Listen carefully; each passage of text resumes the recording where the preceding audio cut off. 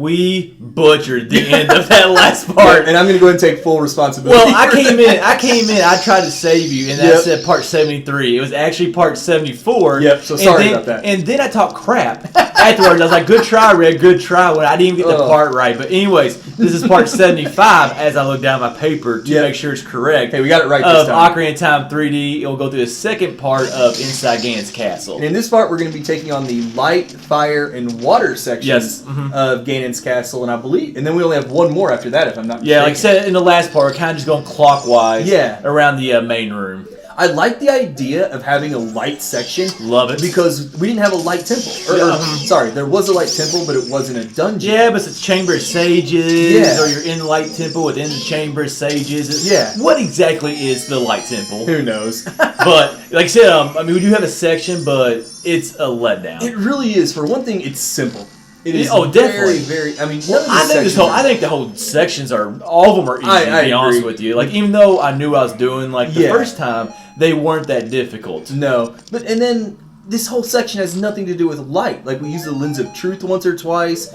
But I know the lens of truth has nothing to do with light at all. So it's like we use sunlight in the spirit section. Yeah, but they could have done something with light in this one. This section they could have really capitalized on. Okay, here's a dungeon that we didn't even really have. Yeah, it was there, but we really didn't have it in the game. Yeah, there could have been some like just really cool concepts, and new mechanics, and they just didn't deliver on it. No, not at all. And it's just.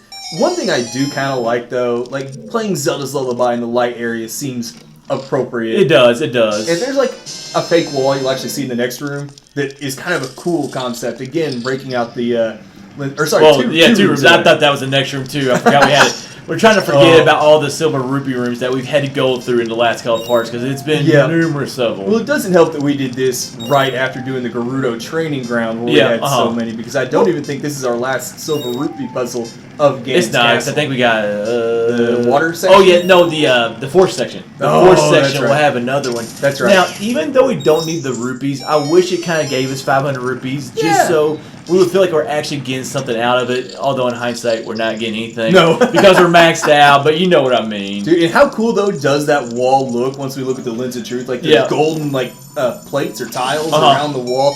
A great touch. And like I was said when I thought we were going into that room, I just like the effect of having a fake wall. How long did you sit there and walk around that room the first time? Oh, too many times. Mine was a long time because once again I was in the mindset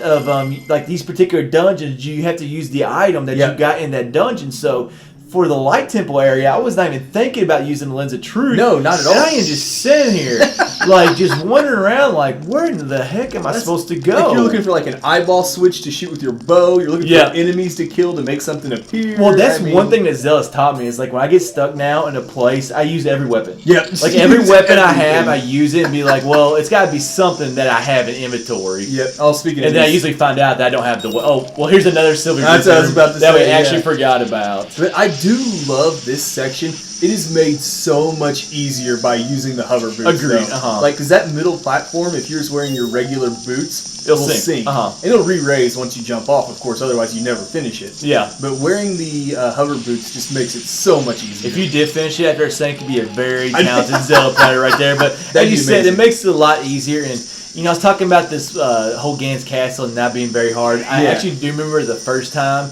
getting to this area and getting lost because I did not have the silver gauntlets or golden gauntlets. I did not have the golden gauntlets yet. And I got to this room, and I was like, what in the heck am I supposed to do? Because there's that one rupee over there that you can't get to. Exactly. And I tried to make that jump numerous times. Well, I mean, the first couple times I played through this game, I didn't know the hover boots trick for this room. Oh, yeah. So I was stuck I actually didn't know that until I recorded a walkthrough for our original N64 version that we did. That's the first time I found out. I do love using the golden gauntlets to throw that giant pillar and have it create a pathway. Like, I actually like that concept. We almost never get that in this. Well, obviously we only have the golden gauntlets for 2 seconds. Yeah, not too long. Anyway. It's true.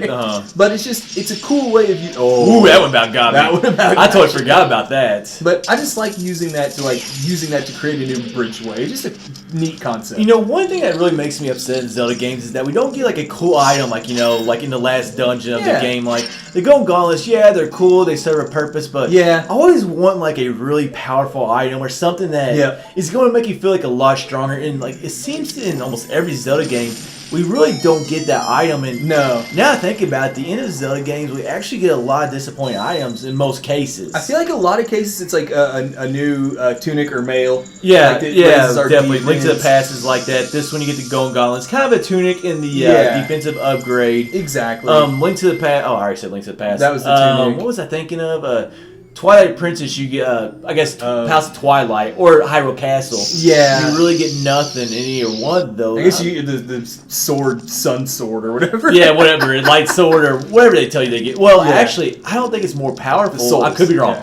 I could be wrong. I don't think the sword Twilight Princess is more powerful. I don't think it is either. I think it's just able to cut through darkness. I think that's what it does too, which is total letdown. You know, let's not get started on the whole Palace of Twilight because we hate that dungeon. Yeah, if you've seen our top 8 worst Zelda dungeons, if you haven't, go check it out. Our most popular video, and also the most hated video too. Our most controversial one, that's for sure. You know, the thing is, like, I don't know why we ranked this dungeon so high. I think, like, in our recent Ocarina of Time 3D dungeon ranking, but there we are plugging two videos in a matter of like 30 seconds. You got to market. It's marketing. I think we ranked this high because it included all the sections and then the final boss of the game. But really, other than that, it's just I'm sitting here, I'm watching it. We really don't have much to like. We really kind of bashed it. Yeah, we kind of bashed it. We really kind of got off topic quite a bit, and just. There's so much more I think they could have done as I'm watching it. I'm kind of getting more and more of that feeling. And I think Wind Waker and even Majora's Mask to an extent did a better job of capturing like the feel of the previous dungeons. Majora's Mask's areas were shorter. I think when you're up on the moon. Man, screw that Goron race where you had to do like go across those ramps and everything. Yeah.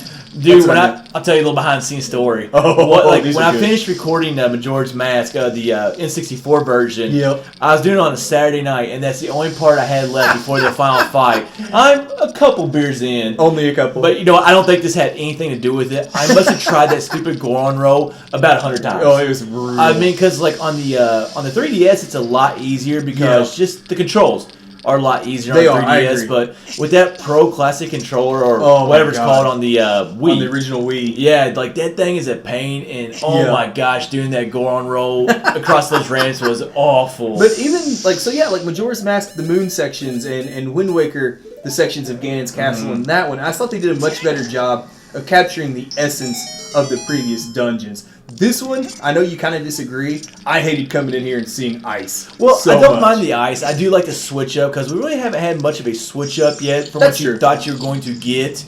But like, I really would have liked to see water. Like, even though I didn't originally like the water temple, like back in the day, I do like this version of the water temple. But just I thought water, like, and how beautiful it looked in this game, would have been a good addition to it. But anyways, now go ahead and wrap up part 75. We'll get it right this time. There, we got it right. Of Ocarina of Time 3D.